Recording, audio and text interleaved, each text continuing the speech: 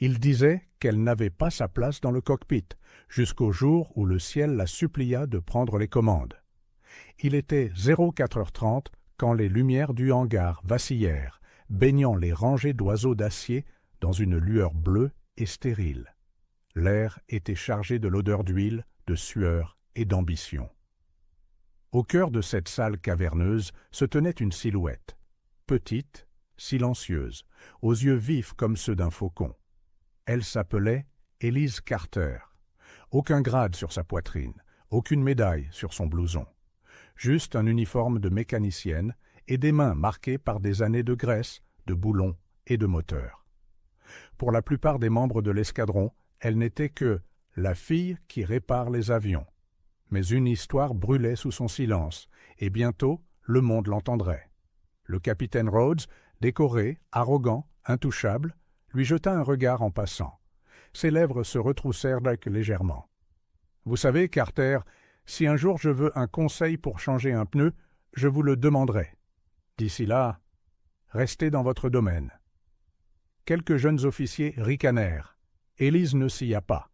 Elle se contenta d'un signe de tête poli et se retourna vers le moteur qu'elle restaurait. C'était la 3e fois cette semaine qu'il lui rappelait qu'elle n'était pas l'une des leurs. Élise s'était engagée comme technicienne en aéronautique, bien que son rêve ait toujours été de voler. Des années auparavant, elle avait réussi tous les tests sur simulateur, avec des scores plus élevés que la plupart des pilotes. Mais lorsqu'elle eut enfin l'occasion de demander une formation complémentaire pour le service en vol, le comité refusa poliment. « Ne correspond pas au profil, dirent-ils. Pas l'image que nous voulons. » Derrière ces mots froids se cachait la vraie raison. Elle ne ressemblait pas à un pilote. Trop discrète, trop calme, et pire que tout, une femme dans un endroit où les vieilles traditions tenaient encore bon. Mais Élise connaissait les avions mieux que quiconque sur cette base. Elle parlait aux moteurs comme s'ils étaient des êtres vivants. Elle pouvait diagnostiquer un décrochage au son du cri de la turbine. Les pilotes respectaient son travail, à contre-cœur. Ils confiaient leur vie aux avions qu'elle réglait, même s'ils ne la regardaient jamais dans les yeux. Ce qu'ils ne savaient pas, c'est qu'Élise passait ses nuits dans le simulateur, après les heures de service, répétant les exercices d'urgence, calculant les cisaillements du vent et rêvant en altitude. Puis vint le jeu de guerre. C'était censé être un exercice standard, des simulations de tirs amis entre les unités, testant les manœuvres d'évasion, la coordination et la rapidité de réflexion. Rhodes dirigeait l'escadrille Alpha, un escadron d'élite, rapide, bruyant, arrogant. Élise était de nouveau au sol, préparant les avions, regardant les autres, s'élever dans les cieux qui témoignent ses rêves. Alors que la formation s'élevait ce matin-là, quelque chose tourna mal. Vraiment mal. Un dysfonctionnement logiciel. Le système du jet de tête se figea en plein virage. Les communications furent coupées. Le pilote, une nouvelle recrue sortie de l'école de pilotage, commença à partir en vrille. Panique sur les communications. La tour de contrôle hésitait. Les protocoles n'étaient pas conçus pour ce scénario. Chaque seconde comptait, et il les gaspillait. Élise, debout à côté des systèmes de secours, entendit les tonalités d'urgence. Elle sprinta vers la tente de contrôle. « Vous ne pouvez pas être ici !» aboya un technicien. « Élise, sortez !» cria un autre, mais sa voix perça le bruit. Il est dans une spirale mortelle. La commande manuelle ne fonctionnera que si quelqu'un se synchronise avec lui en plein vol. Vous devez plonger avec lui, suivre sa trajectoire. C'est seulement à ce moment-là que le système de sécurité pourra réinitialiser les commandes. Personne ne bougea. Elle regarda droit dans les yeux le colonel Hargrove. « Laissez-moi y aller. » La pièce explosa. « Vous n'avez pas l'autorisation de voler. Vous n'êtes pas pilote. Vous croyez que c'est un jeu ?» Mais le colonel avait vu quelque chose dans ses yeux. Pas du désespoir, de la certitude.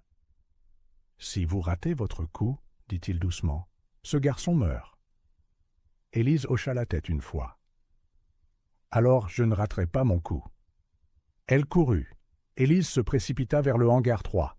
Ses bottes frappèrent le béton comme des coups de feu.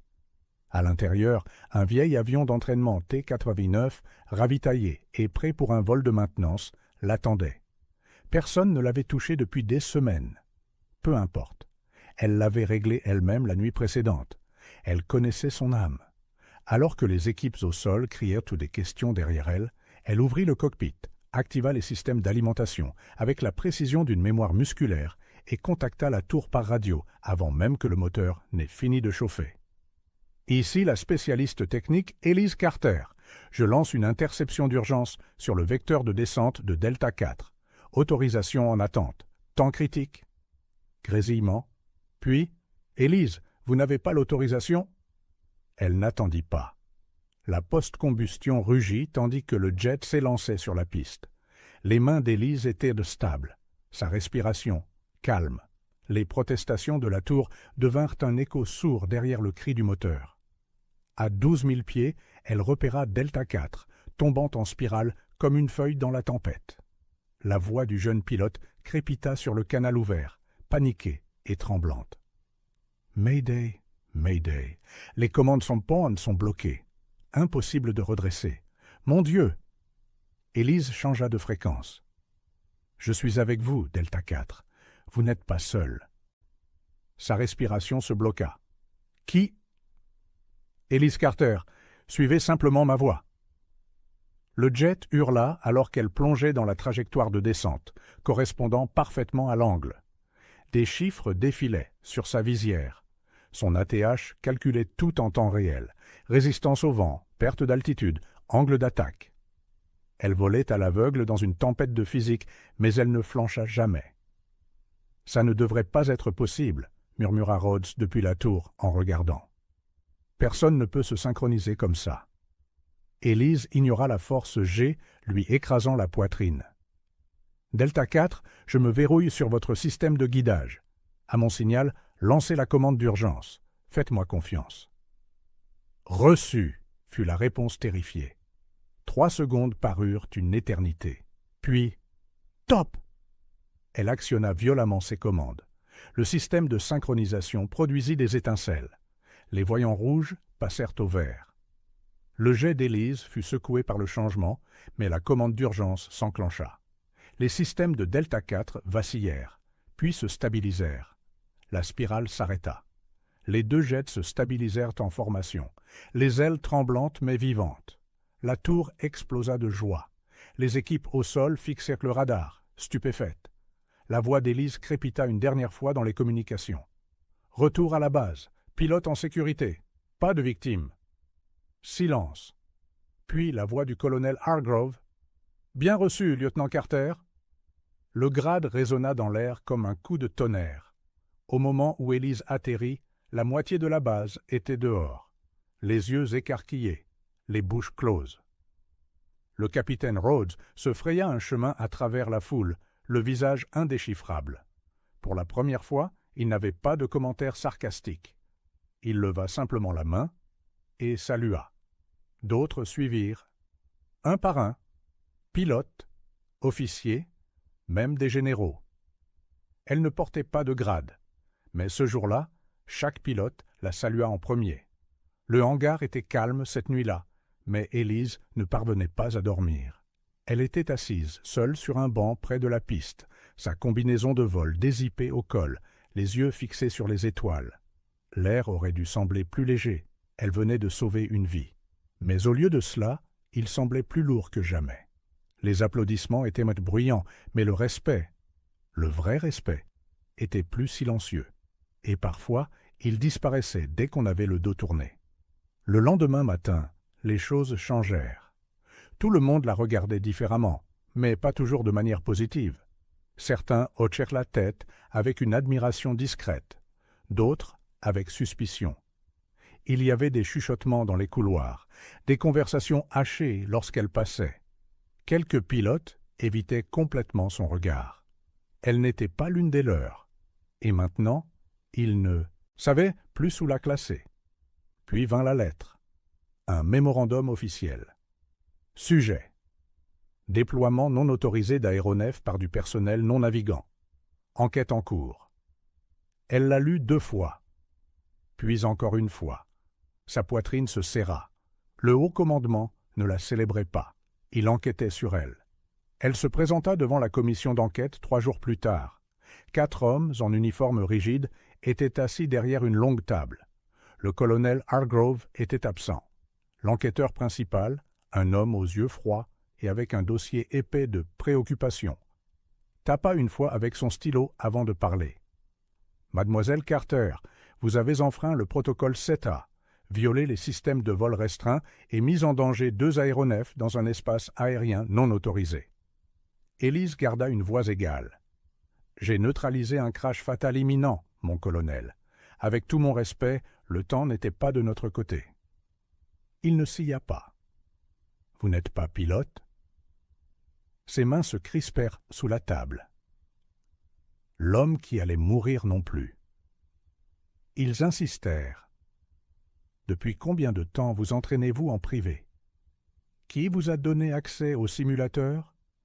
Quelqu'un vous a-t-il encouragé à agir sans autorisation? » « Personne ne m'a encouragé, » répondit-elle. « Personne ne croyait que j'en étais capable. » Silence. L'enquêteur se pencha en arrière. « On ne réécrit pas le protocole simplement parce qu'on est passionné. Ce n'est pas comme ça que l'armée fonctionne. » Élise soutint son regard. « Alors peut-être que l'armée devrait réexaminer ce qu'elle récompense, le silence ou la compétence. » La tension flottait comme de la fumée. Quand elle quitta la pièce, ses jambes tremblaient légèrement. Non pas de peur, mais sous la pression d'être jugée pour avoir choisi l'action plutôt que la permission. Les jours passèrent. La base reprit son cours normal. Les avions volaient. Les missions reprenaient. Élise attendait. Rhodes la trouva près de la piste un soir. Il se tenait maladroitement, les mains dans les poches, n'osant pas tout à fait la regarder dans les yeux. « Ils ne vont probablement pas vous punir, » dit-il. « Trop de pression. Un cauchemar en termes de relations publiques. » Elle leva les yeux. « Ce n'est pas la question, n'est-ce pas ?» Il expira. « Vous avez embarrassé beaucoup de gens, Carter. Ça leur fait plus peur que de cracher un jet. » Elle haussa un sourcil. « Y compris vous ?» Il hésita, puis esquissa un petit sourire réticent. « Peut-être. Je me suis entraîné 15 ans pour un moment comme celui-là. Et vous, vous l'avez juste fait ?» Elle ne répondit pas. Il s'assit à côté d'elle. « Écoutez, » marmonna-t-il, « vous avez gagné quelque chose de réel là-haut, mais ne vous attendez pas à ce que le système applaudisse pour ça. » Élise fixa à nouveau la piste, murmurant « Je ne l'ai pas fait pour les applaudissements. Je l'ai fait parce que quelqu'un devait le faire. » 3 semaines plus tard, l'offre arriva. Nette, officielle, frappée du sceau militaire et du poids indubitable de l'opportunité. Élise Carter était invitée à rejoindre l'école de pilotage, en procédure accélérée, sous un protocole spécial de citation d'urgence. C'était rare, presque inouï, mais pas immérité. Le colonel Hargrove lui remit la lettre en personne. « J'ai dû me battre pour ça, » admit-il, la voix basse mais ferme. « Ils n'étaient pas prêts pour quelqu'un comme vous, mais ils ne peuvent pas nier ce qui s'est passé ce jour-là. Vous avez réécrit le scénario en plein vol. » Élise resta figée, les doigts agrippant la lettre comme si elle pouvait disparaître si elle respirait trop fort. « Ce n'est pas de la charité, » ajouta-t-il. « C'est de la reconnaissance. Vous l'avez mérité. » Elle murmura « Merci, mon colonel. » Il secoua la tête. « Ne me remerciez pas. Volez, c'est tout. » La nouvelle se répandit comme une traînée de poudre. Une partie de la base applaudit. Quelques jeunes pilotes lui tapèrent dans le dos, maladroitement, mais sincèrement. Les équipes techniques souriaient maintenant quand elle passait. L'un d'eux l'appela même « Madame », à moitié en plaisantant, à moitié sérieusement. Mais tout le monde ne célébrait pas. Dans le salon des officiers, derrière des portes closes, Rhodes faisait les 100 pas. « En procédure accélérée ?» marmonna-t-il. « Elle saute 2 ans de labeur à cause d'un coup de chance ?» Le lieutenant Marks se renversa dans son fauteuil. « Ce n'était pas de la chance, elle a sauvé un pilote. »« Beaucoup de gens sauvent des gens, ça ne veut pas dire qu'on leur donne des ailes. » Elle a gagné le droit de s'entraîner. Rhodes frappa du poing sur la table. Elle n'est pas des nôtres. Elle ne comprend pas ce que signifie porter cette combinaison, la pression, les échecs. Elle réparait nos jets. C'est tout. Mais même en le disant, une partie de lui savait qu'il n'était pas en colère contre elle. Il était en colère contre le miroir qu'elle avait brandi, celui qui montrait que quelqu'un sans titre pouvait faire ce qu'il n'avait jamais osé tenter. Pendant ce temps, Élise s'entraînait. Et elle ne s'est pas contentée de réussir. Elle a excellé. Les instructeurs étaient stupéfaits. Son contrôle était instinctif. Sa concentration, inébranlable. Elle n'était pas bruyante lors des débriefings, mais ses rapports étaient précis, détaillés, voire poétiques. Un commandant de vol murmura à un autre « Elle vole comme si elle était là-haut depuis sa naissance. » Mais plus elle s'élevait, plus elle rencontrait de frictions. Son casier fut vandalisé une fois, des mots grossiers gravés dans la peinture. Usurpatrice dans un siège de pilote. Elle ne le signala pas. Elle le nettoya simplement et continua de voler. Mais Rhodes n'en avait pas fini. Il demanda une évaluation en vol en tête-à-tête avec elle, sous prétexte de mentorat. Ce fut approuvé. Le matin du vol, Élise arriva au hangar.